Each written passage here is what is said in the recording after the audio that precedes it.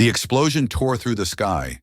A private jet skidded off the runway, flames shooting 20 feet high. Through the chaos, a man sprinted through the smoke. He ripped open the aircraft door with his bare hands. He lifted a woman in a white suit from the inferno, her body limp in his arms. She looked up at him weakly, her lips trembling. "Who are you?" He set her down gently, his voice hoarse from the smoke. "Maintenance crew. You said we're replaceable." Freeze. Her eyes widened in recognition. This was the man she had fired that very morning. Type respect. If you believe true value is proved in fire, not titles. 6 hours earlier.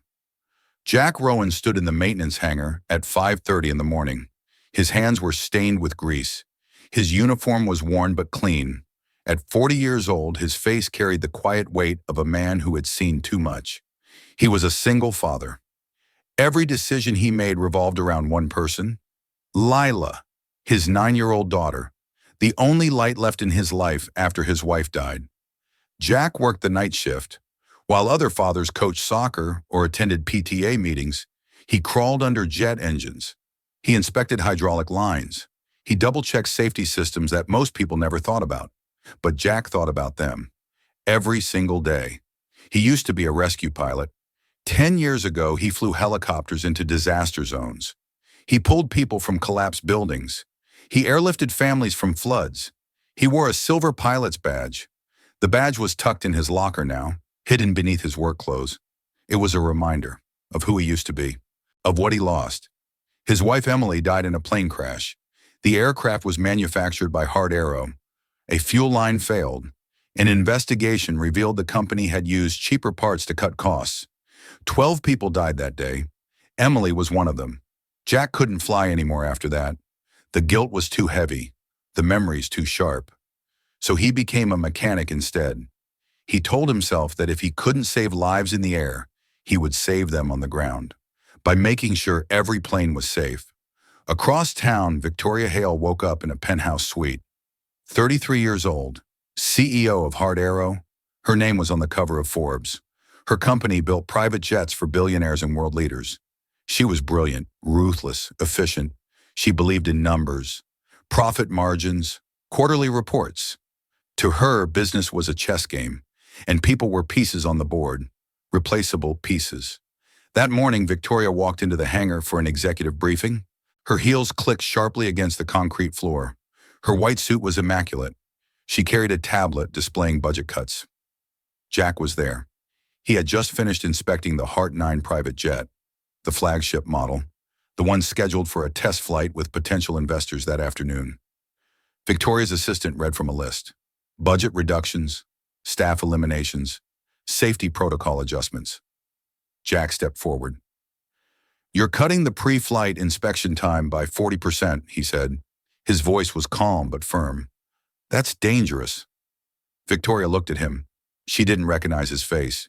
To her, he was just another mechanic in a sea of uniforms. "We're streamlining operations," she replied. "Every business has acceptable risk." "Not when it comes to human lives," Jack said. The room went quiet. Victoria's eyes narrowed. She took a step closer to him. Her voice dropped to a cold, measured tone.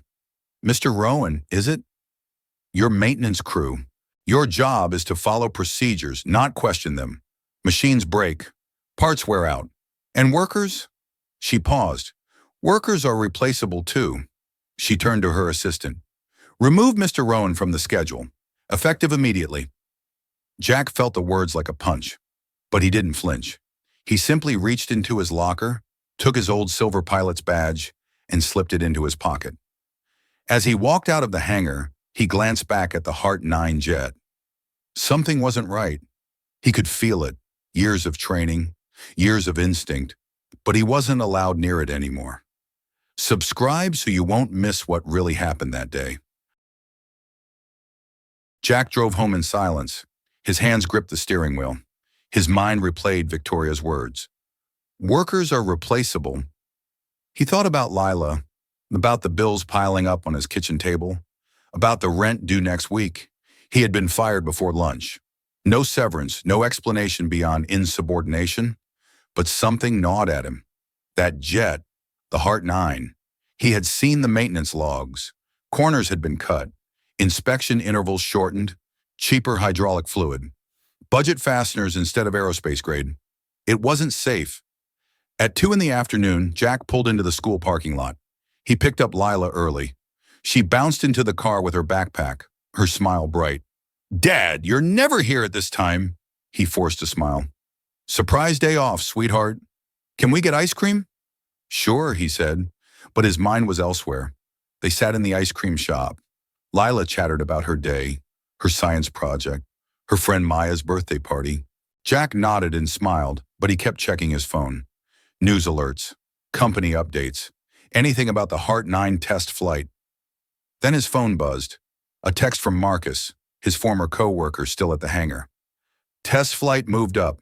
Taking off in 10 minutes. VIP investors on board. Victoria's piloting the demo herself." Jack's blood ran cold. "Dad, you okay?" Lila asked. He looked at his daughter, then at his phone. The hangar was 15 minutes away. The flight was launching in 10. "Lila, stay here. I need to make a quick call."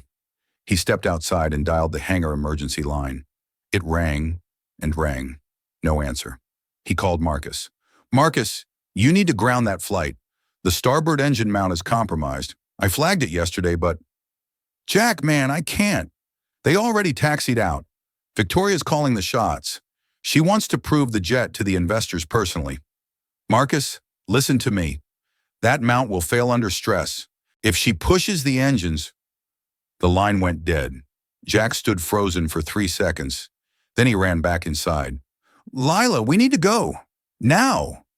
"But I didn't finish my—" "Now, baby, please." He buckled her into the car and drove. Fast. Too fast. His hands were shaking. The airport was 12 minutes away. He didn't have clearance anymore. His badge had been deactivated, but he had to try. Behind him, Lila sat quietly. She had never seen her father like this. At the airport perimeter, Jack screeched to a stop at the security gate. The guard stepped out. "Sir, this is a restricted—" "I'm maintenance crew. There's an emergency with the Heart 9 jet."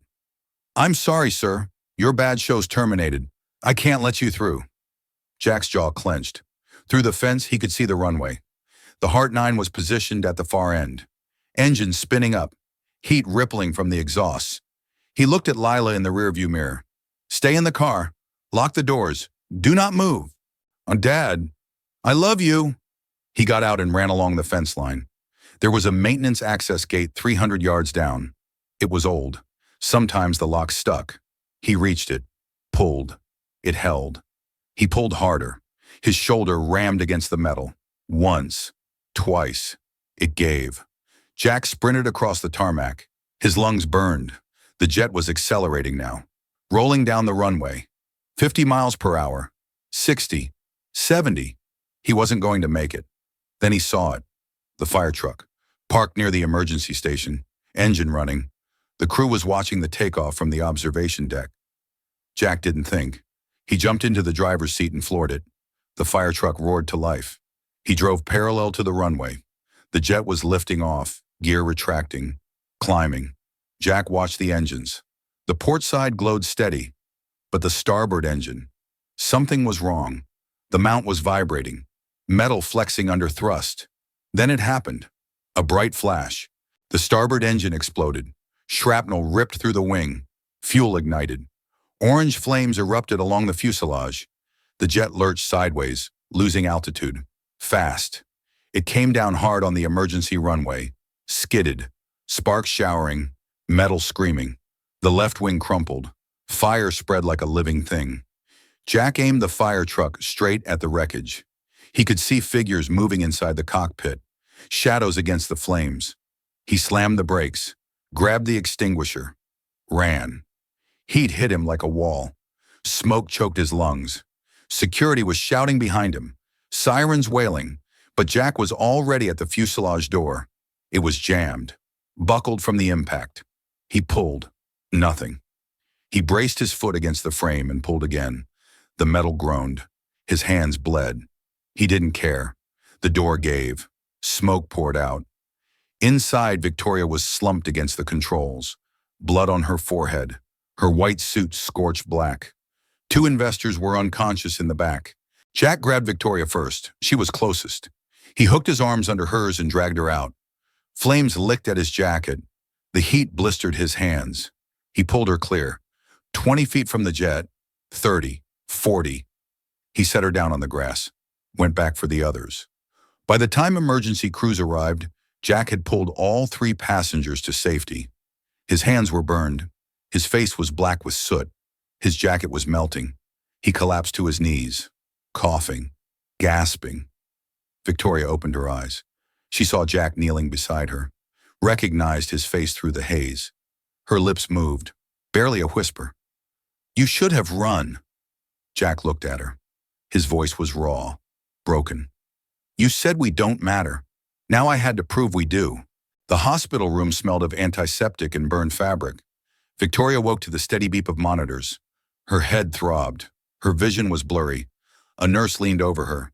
"Miss Hale, you're in Metropolitan General. You were in an accident. You're going to be okay." Victoria tried to sit up. Pain shot through her ribs. "The investors, the others." "Everyone survived, thanks to the man who pulled you out." Victoria's memory was fragmented. Smoke, fire, strong arms lifting her, a voice telling her to breathe. "Where is he?" "Outside," the nurse said.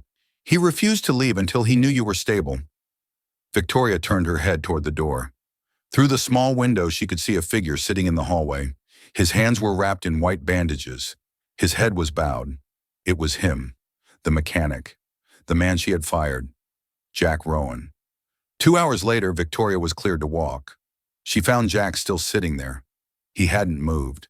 His clothes were ruined. Soot still streaked his face. "You're awake," he said quietly. "Why did you come back?" Victoria asked. Her voice was hoarse. "After I fired you," Jack looked at his bandaged hands. "Because safety was never your signature. It was mine." Victoria stared at him. She had rehearsed 1,000 business negotiations, faced down hostile board members, closed billion-dollar deals, but she had no words for this. "I don't understand," she whispered. Jack stood. "You don't have to. I didn't do it for you. I did it because it was right." He started to walk away. "Wait," Victoria called. "Please." Jack stopped, but he didn't turn around. "I need to know who you are," she said.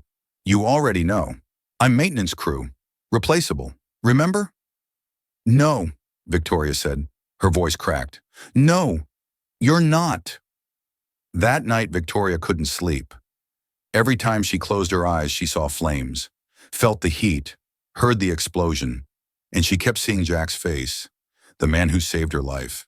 She pulled out her laptop, searched the employee database, found his file. Jack Rowan, age 40, hired 3 years ago, maintenance engineer, perfect safety record, multiple commendations. But there was more, an attached document, old, from before he joined Hard Arrow. Victoria opened it. Her breath caught in her throat. Jack Rowan, former helicopter rescue pilot, United States Coast Guard, decorated veteran, recipient of the Medal of Valor for saving 14 lives during Hurricane Patricia. He had flown into a Category 5 storm, pulled families from rooftops, airlifted children from flooded hospitals. The citation described him as fearless in the face of certain death. Victoria scrolled down. Her hands trembled.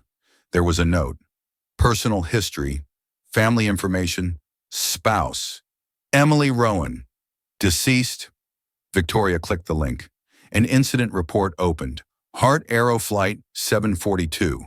Private charter, 12 casualties. Cause of crash, fuel line failure due to substandard component installation. The date was 8 years ago. Emily Rowan had been on that flight. Victoria's stomach turned to ice. She read the investigation summary.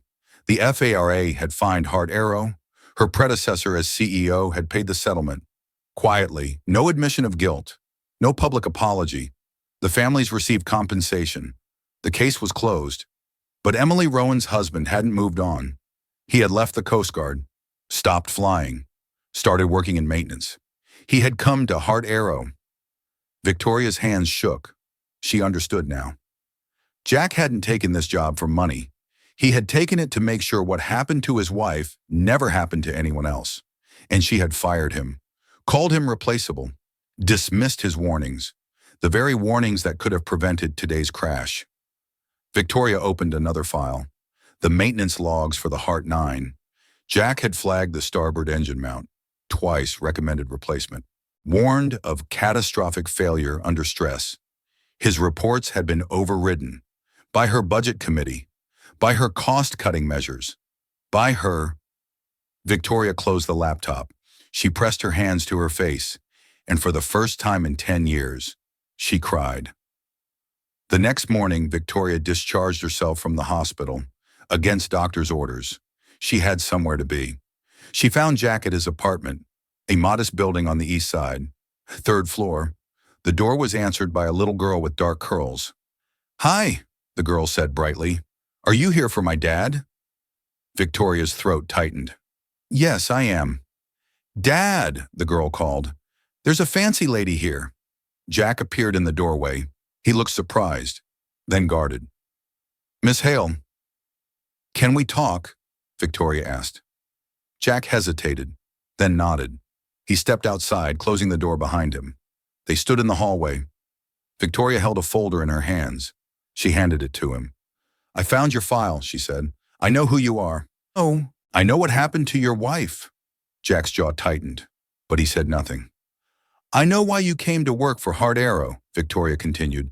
"And I know you tried to warn us about the engine, about the risks." Her voice broke. "You tried to save us, and I fired you for it." Jack looked away. "It doesn't matter now." "Yes, it does," Victoria said. Her eyes were red. "It matters because you were right about everything. The jet crashed because we used cheaper parts, because I approved budget cuts, because I thought profit was more important than safety." She took a shaky breath. "You saved me from my own mistake." Jack finally looked at her. His expression was hard to read. Pain, anger, exhaustion. "Then let's make sure it saves others," he said quietly. Victoria nodded. Tears streamed down her face. "I'm sorry. I'm so sorry. About your wife. About how I treated you. About all of it." Jack's face softened. Just slightly. "Emily used to say that people don't change until they see the cost. I guess you saw it today." "I did," Victoria whispered. "And I'll never forget it." Behind the door, Lila was listening. She didn't understand everything, but she understood one thing. Her dad was a hero, and the fancy lady in the white suit finally saw it too. Later that evening, Victoria returned to her office. She called an emergency board meeting, pulled the maintenance reports, reviewed every cost-cutting measure from the past 3 years, and she began to write a list. Changes, real changes. At the top of the page, she wrote 2 words: Jack's principles. Then she picked up her phone, made a call. "Mr. Rowan, this is Victoria Hale. I know I have no right to ask, but I need your help. Heart Arrow needs your help." There was a long pause on the other end. Then Jack's voice, steady, calm. "I'm listening." The video appeared online within hours. Someone at the airport had filmed the whole thing. Jack running toward the burning jet, ripping open the door, dragging passengers through the flames. By morning, it had 10 million views. By noon, 50 million. The headlines wrote themselves. "Fired mechanic saves CEO who terminated him. Hero risked everything for boss who called him replaceable. This man proves why we should never forget the people who keep us safe."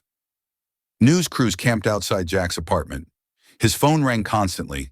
Interview requests, talk shows, book deals. He ignored all of them. But the world wasn't ignoring him. Social media exploded. Hashtag justice for Jack. Hashtag Heart Arrow owes him. Hashtag real heroes don't wear suits. Within 48 hours, the Heart Arrow stock price dropped 12%. Investors demanded answers. The board convened emergency meetings. Pressure mounted. Victoria knew what she had to do. 3 days after the crash, she called a press conference. Every major network attended. Cameras filled the room. Journalists packed the aisles. Victoria stepped to the podium. Her arm was still in a sling. A bandage covered her forehead, but her voice was clear. "My name is Victoria Hale. I am the CEO of Heart Arrow, and I owe my life to a man named Jack Rowan. The room erupted with camera flashes. 3 days ago, I made a decision that almost killed me and two innocent people. I prioritized profit over safety. I dismissed warnings from experienced engineers, and I fired a man for telling me the truth. She paused. Her hands gripped the podium. That man saved my life anyway. Not because I deserved it, but because he believed every life matters, even mine. Victoria looked directly into the camera. From this day forward, Heart Arrow will be rebuilt on one principle: safety first, not profit, not speed, not convenience. Safety, and it will carry Jack Rowan's name. The board of directors had no choice. Public opinion was overwhelming.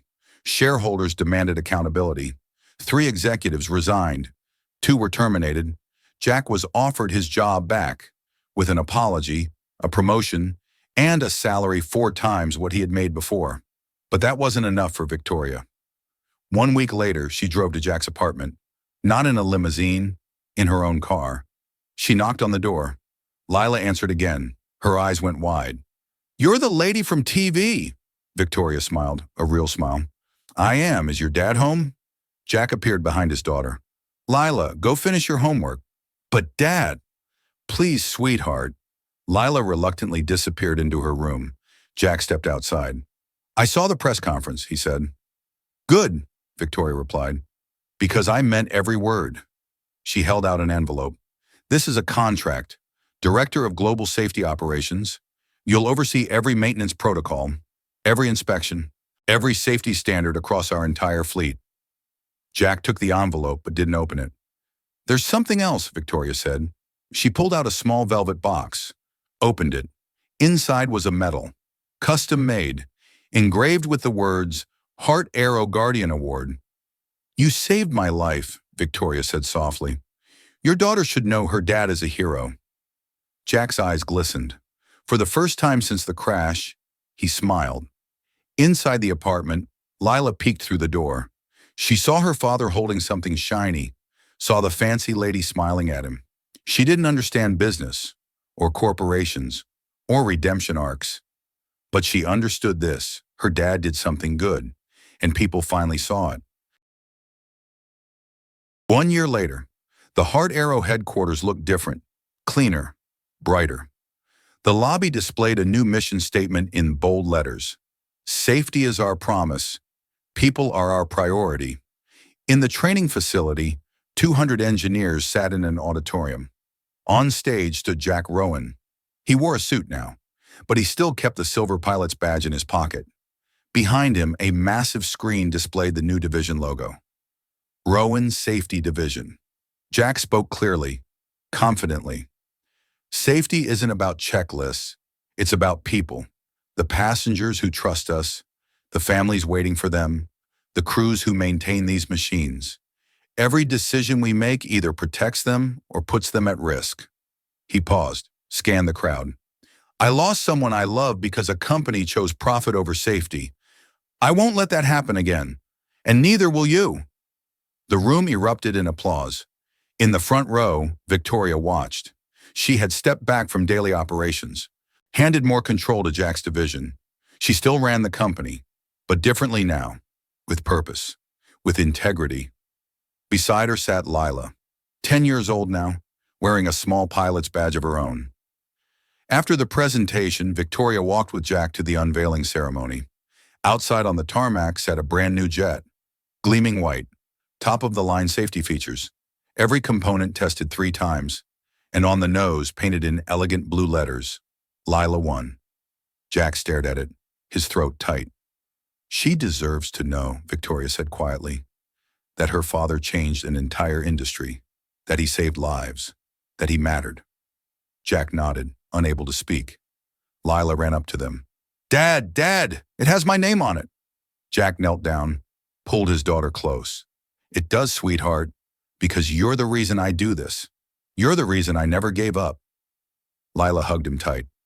"I'm proud of you, Dad." Victoria stepped back, gave them their moment. She thought about the woman she used to be, cold, calculating, convinced that people were just numbers on a spreadsheet. She had been so wrong. The ceremony concluded. Guests mingled. Champagne was served. But Jack and Lila sat on a bench near the runway, watching the jets take off. Jack's voice was soft, reflective.